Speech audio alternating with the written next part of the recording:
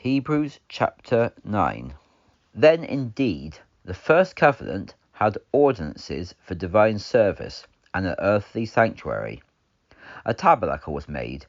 In the first part of the tabernacle, called the holy place, were the candlestick, the table, and the showbread. Behind the second veil was the second part of the tabernacle, called the most holy place, which contained the golden censer and the ark of the covenant overlaid with gold, containing the golden pot holding the manna, Aaron's rod that budded, and the tablets of the covenant. Above the ark were the cherubim of glory, overshadowing the mercy seat. Concerning these things we cannot now speak in detail. Now when these things were thus ordained, the priests would regularly go into the first part, conducting the services of God. But only the high priest went into the second part once a year, not without blood, which he offered for himself and for the sins of the people, committed in ignorance.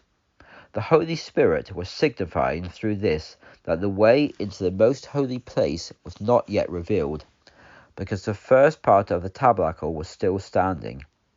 This is an illustration for the present time, showing that the gifts and sacrifices offered could not perfect the conscience of those who worshipped, since they are concerned only with foods and drinks, ceremonial cleansings, and fleshly ordinances imposed until the time of Reformation.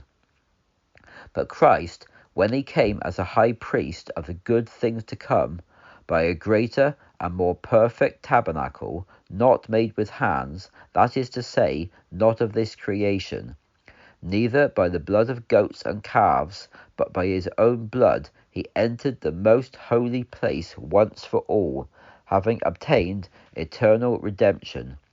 For if the blood of bulls and goats and the ashes of a heifer, sprinkling the unclean, sanctifies, so that the flesh is purified, how much more shall the blood of Christ, who through the eternal Spirit offered himself without blemish to God, cleanse your conscience from dead works to serve the living God?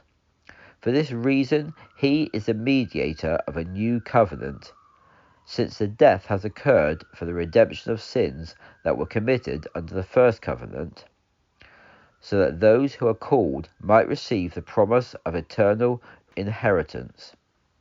For where there is a will, there must also of necessity be the death of the testator.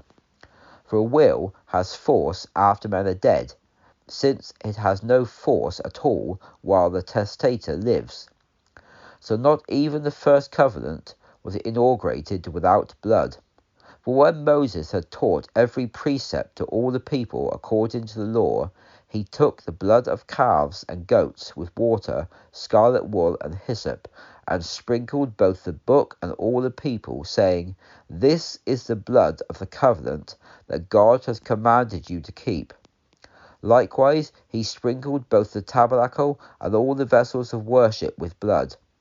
And according to the law, almost everything must be cleansed with blood. Without the shedding of blood there is no forgiveness.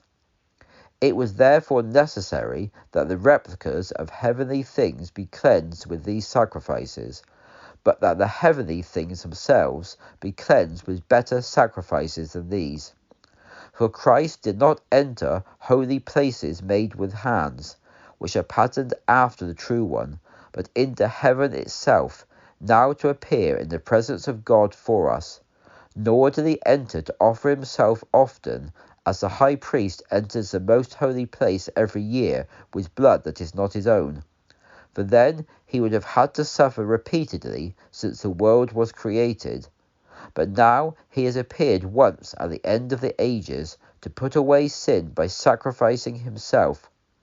As it is appointed for men to die once, but after this comes the judgment, so Christ was offered once to bear the sins of many, and he will appear a second time, not to bear sin, but to save those who eagerly wait for him.